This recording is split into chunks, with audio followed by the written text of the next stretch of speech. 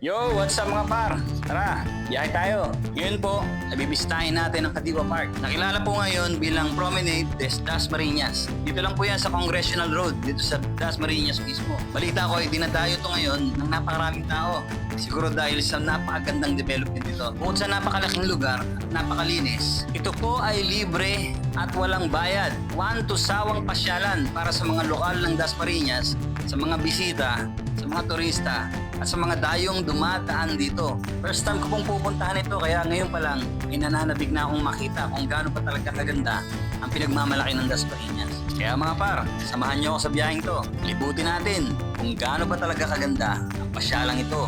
Mula dito sa amin, sa bayan ng Malagasang, dumaan ako ng Aguinaldo Highway. Para dire-diretso lang yan. Nagsimula akong pumadyak ng alas 4 ng hapon para tinitiyak ko kung uulan o hindi. Pero pinagbigyan naman tayo ng panahon dahil napakasarap mag-bike ngayon, napakaganda ng sikat ng araw at ang sarap ng hangin na sumasalubong sa'yo habang nagbabike ka.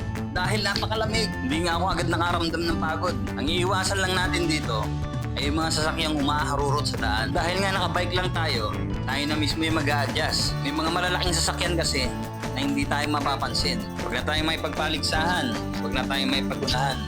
Ang mahalaga na enjoy natin ng rides. Paglagpas ko dito sa Meralco, lahat ay bago na sa akin. Dahil first time ko nga itong madadaanan. At ang una kong tip sa mga baguhan pa lang at unang pupunta pa lang dito, hanapin nyo agad yung Pure Gold. Nasa bandang kanan po at dumiko ka na agad ng pakaliwa at dire-diretso lang uli yun. Doon po sa Congressional Road. At hindi ka maliligaw par. Wala pang ilang minuto, bubungad na sa inyo ang harapan ng Promenade des Dasmariñas. Malalaman mo agad dahil sa napakalaking pangalan at napakaraming taong namamasyal. At syempre po, dumiretso agad ako sa biking area. Sabi yata ako makita kung gaano kasarap mag-bike dito. Magbaon na rin kayo ng makakain.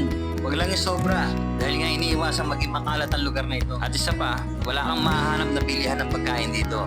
Kaya syempre, magdala na rin kayo ng tubig para mapagod kayo sa haba ng papasyalan nyo. Saktong-sakto para sa inyo to. Kung hahanap nyo lang talaga yung makapag-bike, makapamasyal, makapagpahinga, makapagtanggal ng stress, nagja-jogging at nagpapalipas ng oras. Saktong-sakto dahil bukod sa magandang tanawin, napakasarap pa ng hangin at napakalamig. Walang ingay, walang usok, walang polusyon. At lalayo pa ba ako? Kung dito lang malapit sa amin ay may libre at mantusawang pasyalan na. Napakaganda pa. Medyo hapon na at nagsisimula ng dumilim.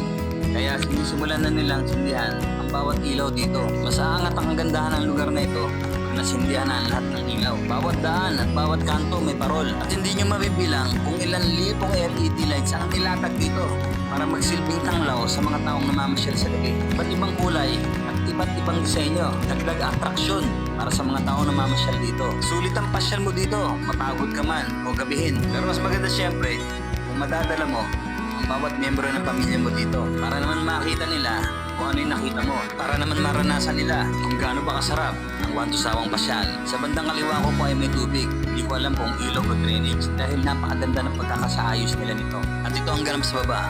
May isang napakalaking, napakagandang parol na bubungad sa'yo. Pagpasok mo pa lang sa gate. Madalas itong tinatambayan ng mga tao. Dito sila nagpipicture, buong pamilya, nagpibideo, nagtitiktok, at kung ano-ano pa. Kung gusto mo pumunta dito, dapat iwanan mo yung bike mo sa labas dahil bawal ang o anumang sasakyan dito sa loob ng park. Siyempre, may unang babati sa'yo. Santa Claus.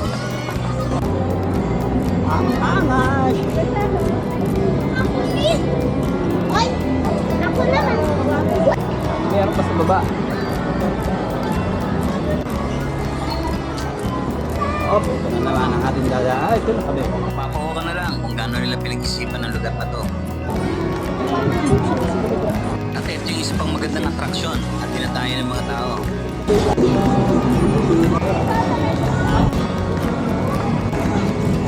Halos lahat ng ilaw ay nabuksan na at lalong gumanda ang paligid. Ito magandang puno. Ng... Mapapaho ka na lang pag dumaan ka dito. Medyo nakaramdam na ako ng pagod kaya nagpahinga ako dito. Pero sulit at talagang mauulit. Sigurado ngayong Pasko, dudumugin to. Nararapat nga talaga ipagmalaki ng Dasmariñas ito. At sigurado ako, pagdating ng panahon, mas malaki pa ang igaganda nito. Wag lang sanang sirain ng mga taong walang disiplina, walang pakialam sa kapaligiran. At kung hindi nyo pababayaan ito, sigurado ako, aabutin pa to at mapapasyalan pa to ng magiging apo nyo. Medyo gabi na at nakaramdam na rin ako ng gutom. Kaya nagpasya na ako umuwi. Salamat po sa magandang lugar at sa magandang experience. At mga par, kung nagustuhan niyo po ang ganitong content, simpleng bike adventures, paki-subscribe po, like and share dito po sa aking maliit na channel. Maraming salamat mga par. Ride safe tayo. Uwi na!